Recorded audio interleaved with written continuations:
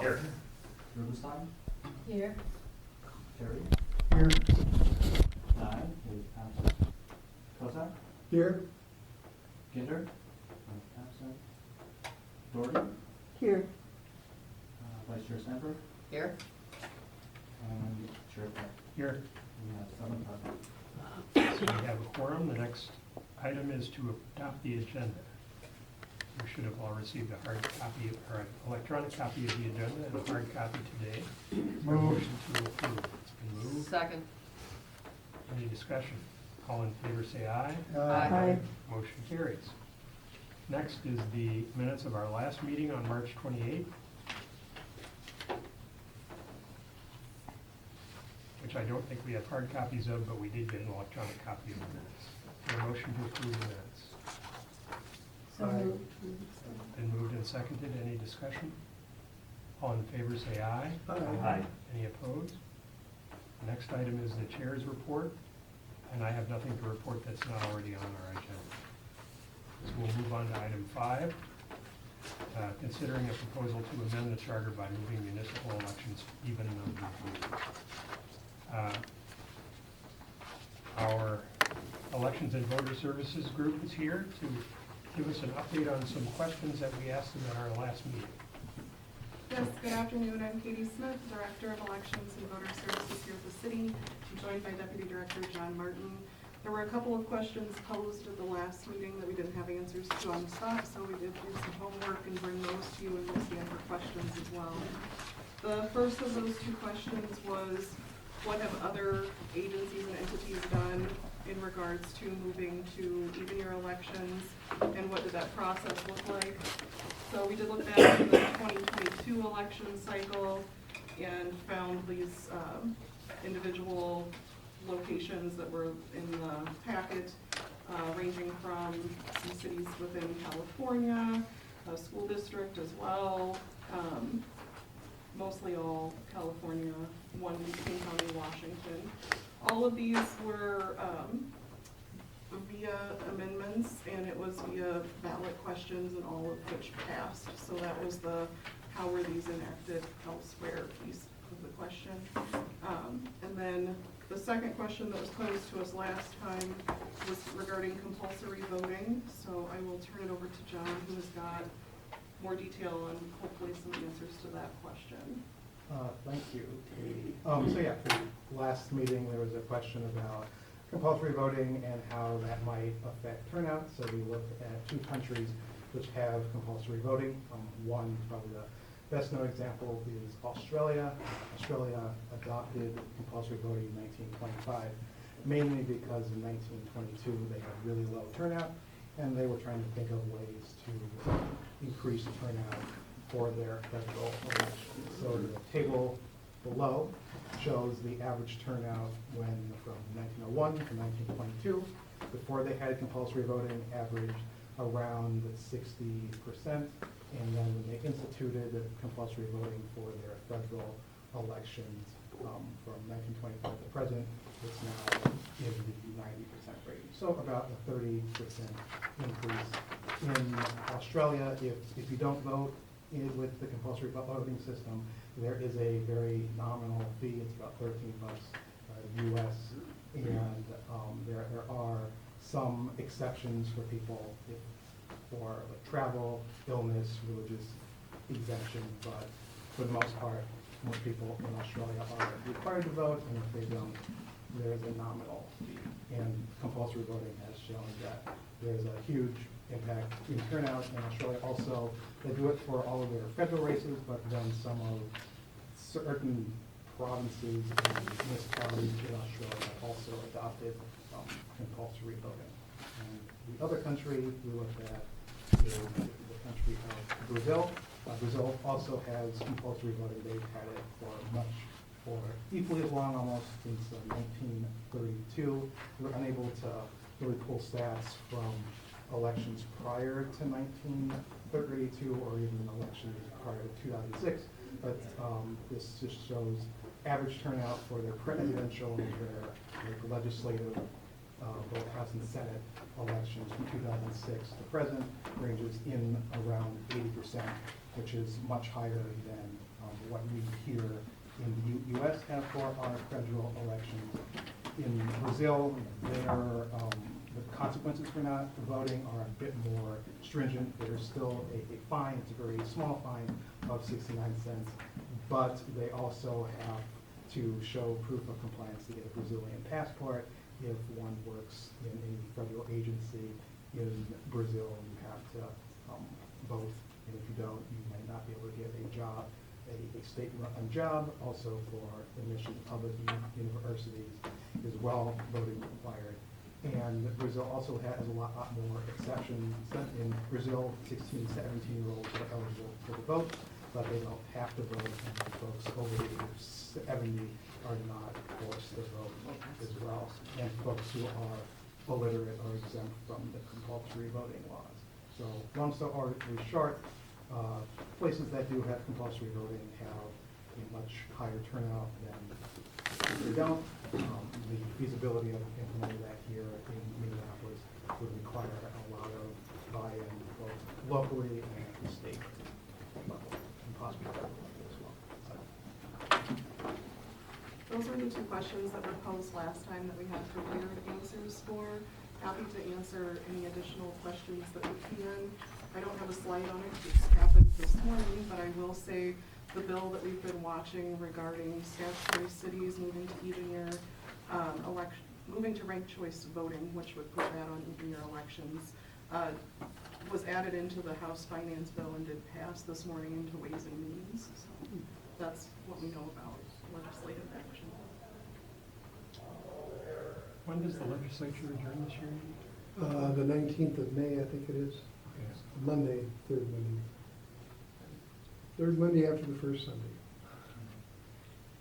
Does anybody have questions for elections and voter services? Commissioner? Thank you, Mr. Chair. I just wondered with the various jurisdictions you researched, do we do any of those, or do we know if they have ranked choice voting? I don't, but I believe, I didn't look into it specifically, but I would believe with California being on the list, probably. Just thinking of the size of the ballot.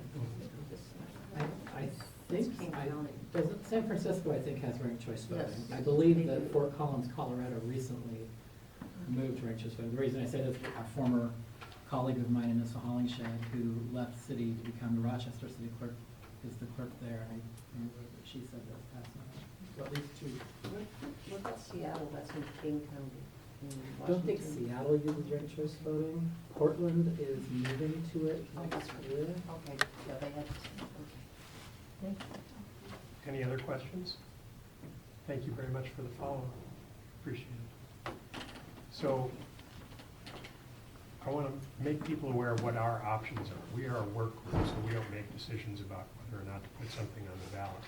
We make a recommendation to the full Charter Commission, and that recommendation can either be we not conduct public hearings and essentially drop the matter, we come back without a recommendation, or we come back and recommend that we conduct public hearings, and then it would be up to the Charter Commission, the full Charter Commission, to decide when and how many. So we'd like to come to one of those conclusions today, so we would be ready for the next Charter Commission meeting in May to make that recommendation. I have a question about that.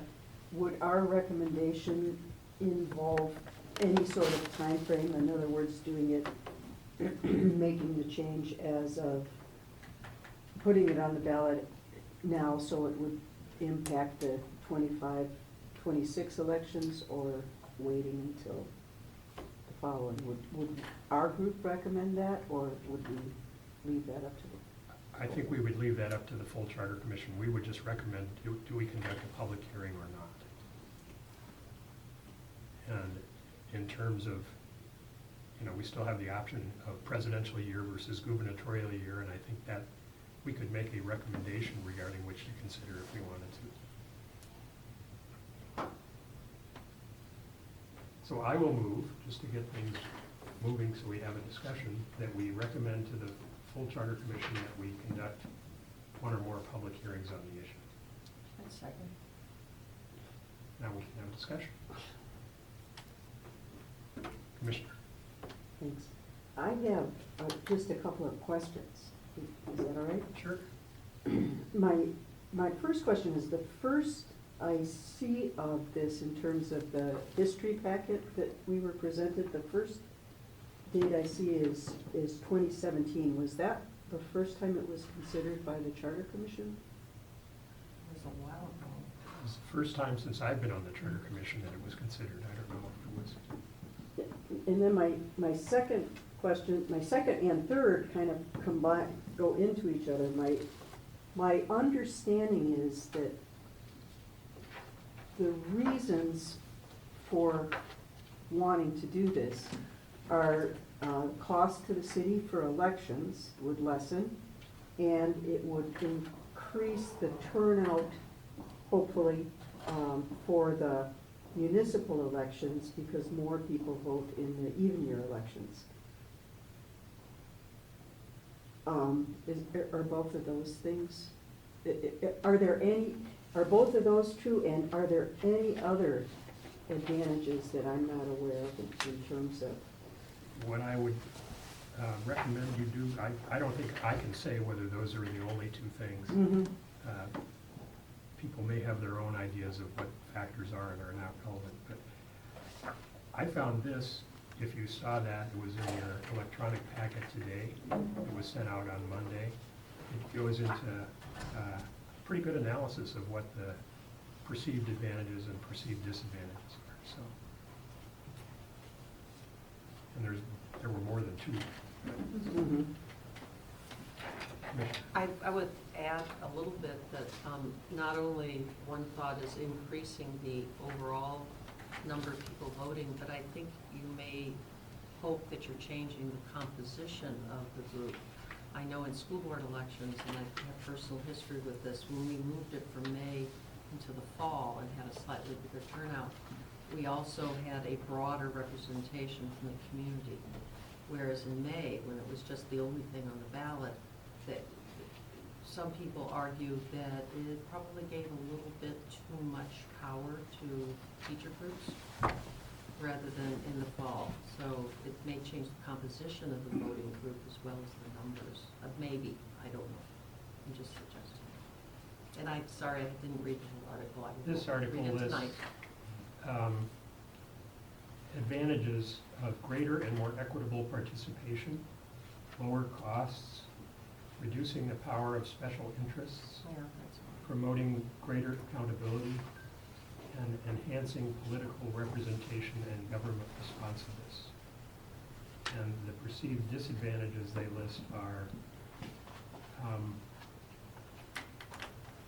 while fewer Americans vote in off-cycle races, those who do vote are more politically knowledgeable and thus more capable of making informed decisions at the ballot box. The second is that on-cycle elections will make nonpartisan local offices like school boards more politically partisan. And the third is that on-cycle local elections would cause down-ballot races to be lost on a long ballot. Now, it goes on to say, none of these claims are well-founded, so. He does have an opinion. Does The have an author has an opinion.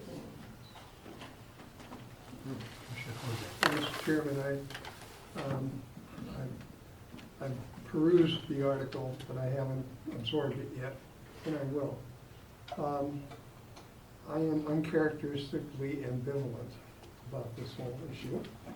I think that covered the arguments.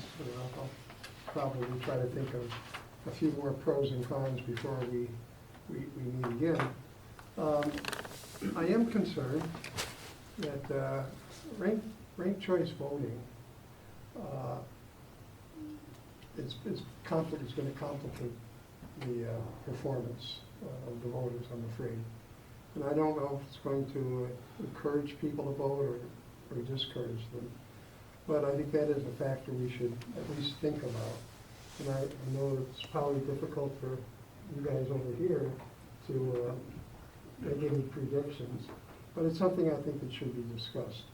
Because the one problem I see in our current setup is that for the last 3 mayoral elections, and Mr. Carl can correct me, by the time they got down to all the iterations, 19% of the people who voted in that election, their vote didn't count for the last 2. They got down to the last 2 count.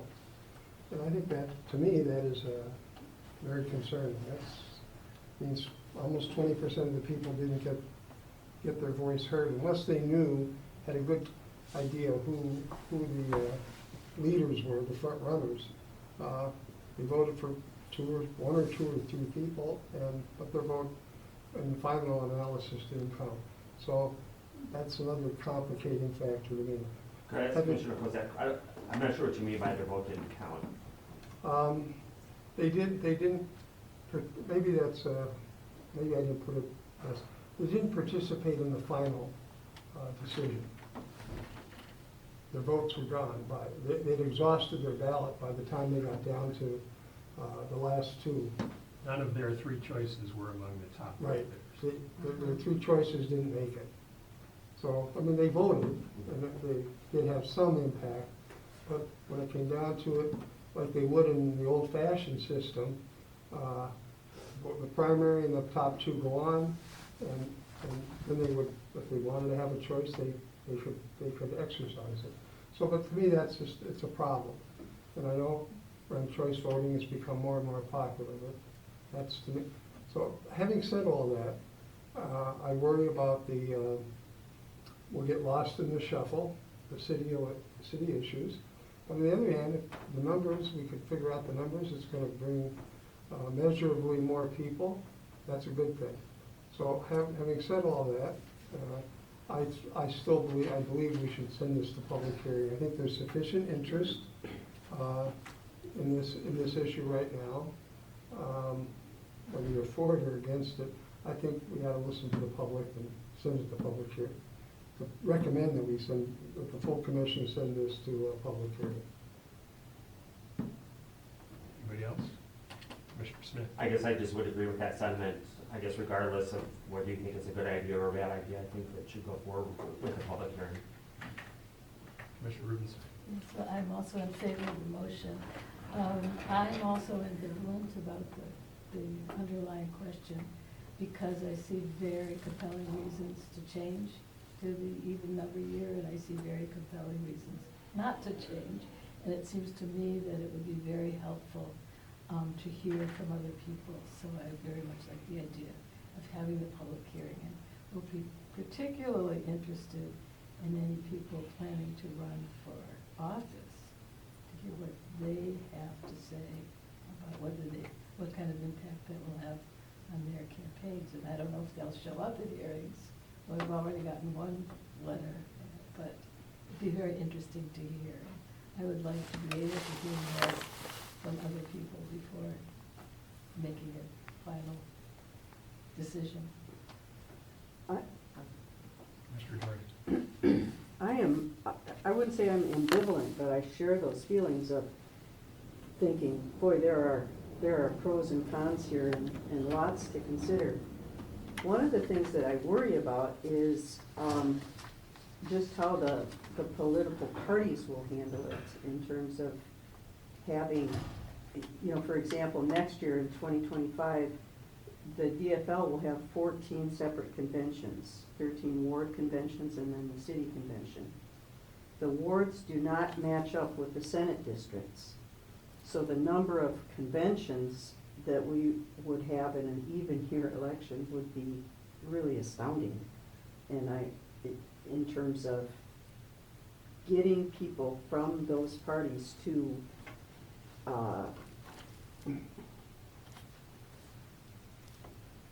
chair the convention, to do all of the things necessary to run the conventions. If there are more added, will add difficulty. But the only way to really get into that is to really place it before the public, so the parties or the powers that be could respond to that. I am also very worried.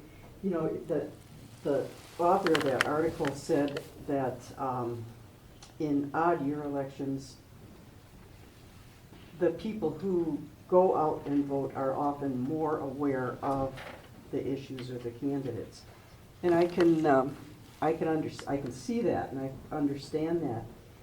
And I'm kind of thinking that while there may be more people voting in an even year, I certainly don't think that there will be more people who are educated as to the issues and candidates who are voting on those municipal races. And what I do worry about is what people do with judges right now, is look at the names and pick the ones they like, or if it's a man and a woman running, pick what gender they like. But it used to be, which is the Scandinavian?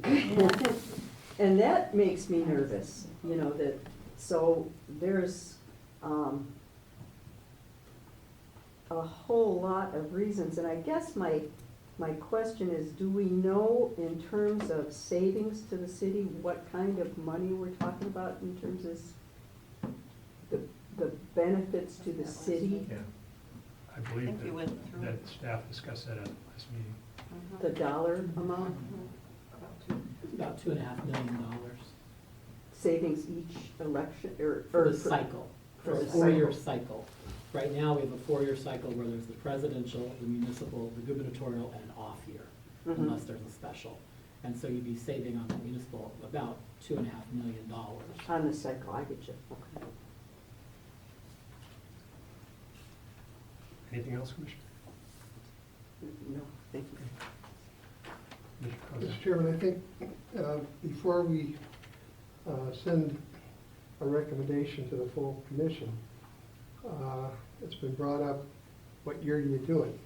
The gubernatorial year or the presidential year? If we do it in the gubernatorial year, in other words, do it so that I think that you're going to have to, a lot of people think that's the way to go, because it's not as jumbled, and city won't get lost, city stuff won't get lost as it would in the presidential. Realistically, you're going to have to extend the term of the city council by a year, I believe, right? And I'm not sure the voters might not go for that. And in my years, and I think your years on the Charter Commission, anything that we, the Charter Commission, put on the ballot, it's always passed. And I think it's not the primary consideration, but we should at least consider what people will buy. On the other hand, if we go presidential, I have problems with that. And if you don't do it in 25, then we're pushing it off into the future. I know I won't be on the commission at that time, but. And you'll recall at our last meeting, staff was talking about issues that would happen if we use the presidential year because of the presidential primary. Yes, yes, So- yeah. And I agree, so we should specify what our time, when we want it, and that should be part of the hearing notice. I think that's right, and I would even ask if our city attorney could prepare draft language for us, not only for the amendment, which is going to be like 4 words, instead of saying elections occur in the year following a year divisible by 4, it would say 2 years following a year divisible by 4. But also the ballot question with language extending the term by 1 year. It would also extend the mayor's term by 1 year? It would extend everyone. A municipal ballot includes the council, the mayor, the park board, and the DEP. So 25 seats would be extended. Because there would be no election in 2020. Oh, so that's what we would be talking about, municipal elections, so everybody's up? Everybody's up in 2026. Right now.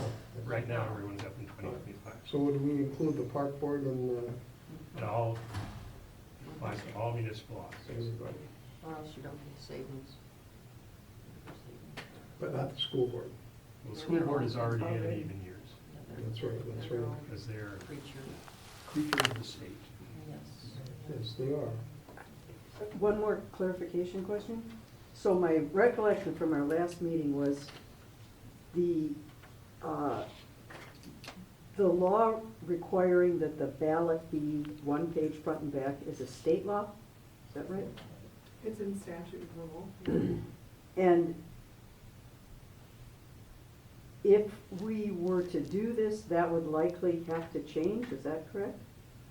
Would we have the time to do that if we wanted to? Would we have the time to change that law if we wanted to move this for the 25, 26 timeframe? Wasn't the new legislation that's been proposed kind of addresses that and tells the Secretary of State to come up or revise the rules or something? So I don't think that's something that would be a big concern.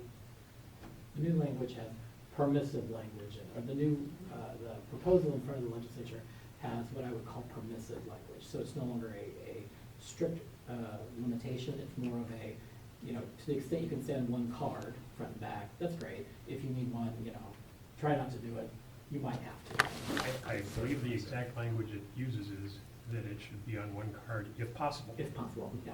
2 words instead of one that I just said. Commissioner Costa. I think your question about timing is well taken, but if we were to put it on the ballot this year, which we still have time to do, basically the 25 election would be called off, so the city would have 2 years to get ready. I also think there's something that we'll want the attorney's office to look into, and I say this because ranked choice voting was brought forward and adopted at the ballot before I came to the city. But those of you who were here for that will remember that groundswell of support for ranked choice voting, a lot of hesitation from the city attorney and clerk's offices because there was nothing in statute permitting it, there were no standards allowed, and there was no equipment on the market that could do it. Here we are, how many years later? And all of those things I just said are still true. And yet, we're already using ranked choice voting. We use our home rule authority as a home rule charter city.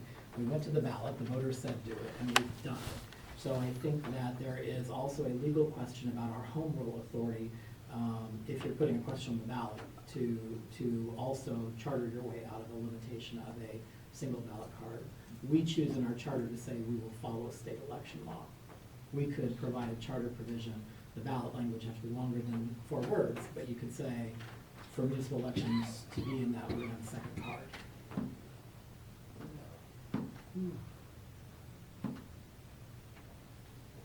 Any other questions or comments before we proceed to a roll call vote? 2 things. One, I'm fine with moving it forward to a public hearing. I'm not fine with making a formal recommendation at this point. But for the public hearing, is there some way the clerk's office or others would be preparing descriptive language to give attendees or listeners an idea of some of the issues that we've been discussing here? It's an educational component, but and we don't usually do education, but it seems like for a public hearing it would be very nice if people kind of had an idea of what we talked about. That's my first question. My second one is I have some issues, I have some concerns about staffing for elections if we have this gap in the cycle, or what's perceived to be a gap in the cycle. I am a bit concerned about retaining staff if we've got this up and down thing going on. But maybe we'll talk about that more and maybe I'll feel better about it. But the education part I think is important. Although it would certainly be appropriate to draft something showing what the language changes are and showing how terms would be extended by a year. But in terms of saying, here are the advantages and here are the disadvantages. No, not that's- advantages and that's- disadvantages. You can talk about issues without giving any weight to them one way or another.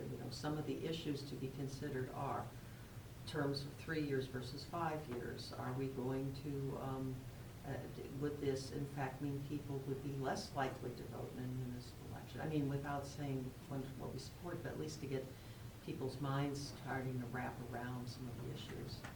Now maybe we can rely on the newspapers or others to do it, but it would be nice if we had sort of a list. I mean, and not just have a cold, at least, okay. Mr. Chair, I've said enough. the presentation of the elections team, fill that need, I would assume. The presentation we gave to this committee 2 cycles ago that Sure. sort of said, here's what it is. That would be a good lead-in if we could keep that like to 20 minutes or so. Yeah, and it need to be be parsed down a bit. at the beginning of the public hearing. And that they just know there's a lot of issues here, so a lot of things to think about, and here's some things you might want to consider. But no, I wouldn't say positives or negatives, that's for them to decide. Other clarification questions? No. Question. Sure. My clarification question is, so what we're talking about right now is recommending to the full charter commission that we open this to public hearing, not recommending that we approve of going forward with this or disapprove of it. You are correct. We are not making a recommendation. That's up to the Charter Commission itself. We are just recommending that. And we're not recommending anything to the charter commission. Other than to have a public hearing. Okay. Then my question is, let's say we do that and we have the public hearing.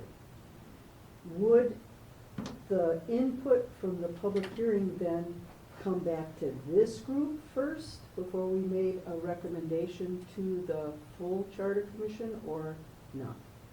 No, that would be up to the Charter Commission, and of course, all of us would be there. So we can inform the Charter Commission as to what happened at this group.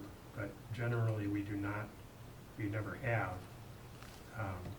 referred a question back to a work group after public hearings. It's basically, we're handing the ball to the Charter Commission at this point. Thank you. Mr. Rubenstein. Thank you, Mr. Chair.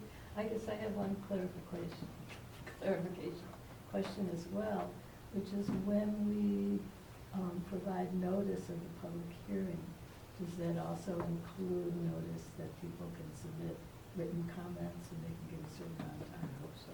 Yeah. And I noticed in one of the packets that was prepared by your office, Casey, that you contemplated perhaps a June 1st date for a public hearing. Did I see that in here somewhere? That's a Saturday. Is it? Okay. Can we do it on Zoom? No, No, not for public hearing. No, nothing on Zoom. I don't know what June 1st is. But what It's a about Saturday. What about a Zoom hearing? Yeah, Yeah, no. No. Lots of- I think that might have been from the previous packet from the work group meeting in 21 or 22. Yes, that's right. Oh. This is, it says next steps, but this is back. Yeah. Oh, that was years. from 2 years ago. Mr. Chairman, Mr. Carl, there is a protocol, standard protocol for how to describe what's on the topic and so on when you send the notice out. Yeah. And we should also publicize it to groups like the League of Women Voters, et cetera. So,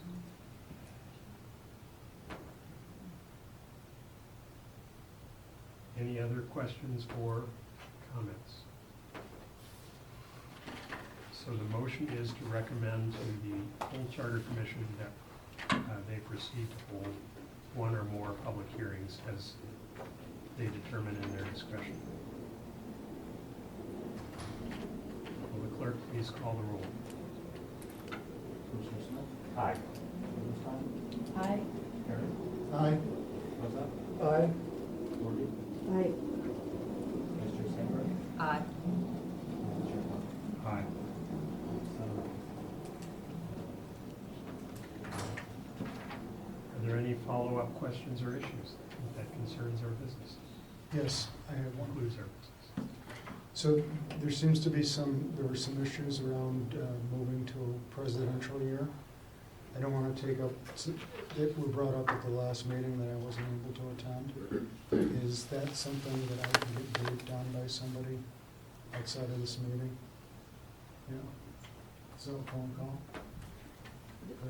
Another clarification, do we want to make any sort of recommendation for what is presented at the public hearing? That, I mean, I think we talked about the fact that it would be far less complicated to join the municipal elections with the gubernatorial election. Do we want to state that in our recommendation to the Charter Commission? I think that's a good idea. You should recommend what question should be put to a public. That's what we talked about before. I think we need to do that. so that people know what they're coming to give us their opinions on. But I mean, should we as the working committee suggest to the commission as a whole, to the charter commission as a whole, that we would suggest it be combined with the gubernatorial race? I'll take that as a motion if I will make that as a Okay. motion. anyone's second. Second. It's been moved and seconded. So everybody understands the motion is to clarify that we are recommending that they put to public hearing even year elections and that it be in the gubernatorial year. Charter Commission could always say no, one of the other years, but Sure. any further questions or discussions on the motion? I will just say that I don't know enough. I will not be supporting the motion because of that. Since I missed out on the last meeting, I feel that the more people that we can get out in an election year, the better.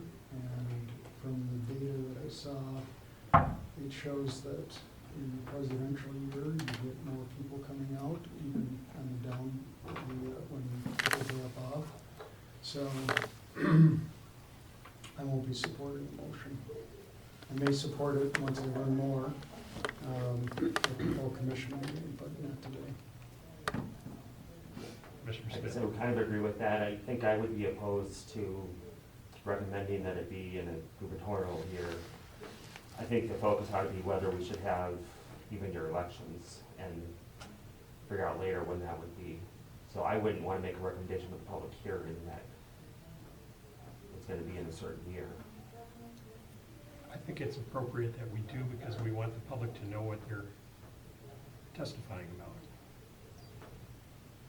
I mean, if the proposal up for discussion and consideration is, should it be in a gubernatorial year, and they strongly believe that it should be in a presidential year, they can say that.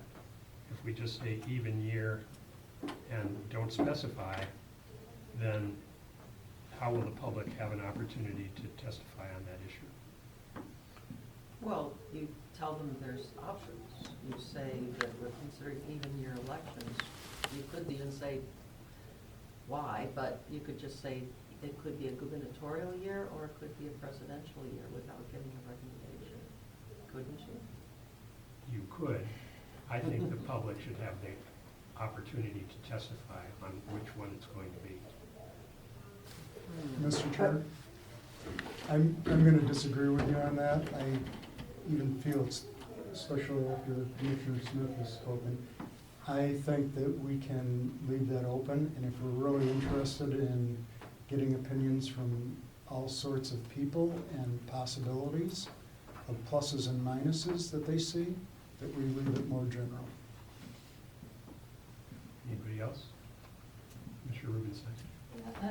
Couldn't we ask, tell the public that, this is what we would like to hear about, the general recommendation, and do they have a view on which even year it should be? You could. I like that approach. I prefer to keep it loosey-goosey. I'm assuming also, Mr. Chair, that if the presentation elections gave to this work group was given to the public and explained the technical challenges and perceived difficulties of a presidential consolidation, that might sway people who were there. Well, it sounds like consensus is to leave it open. Are you okay with that? I am okay with that, provided that the people who are testifying at the public hearing have an understanding of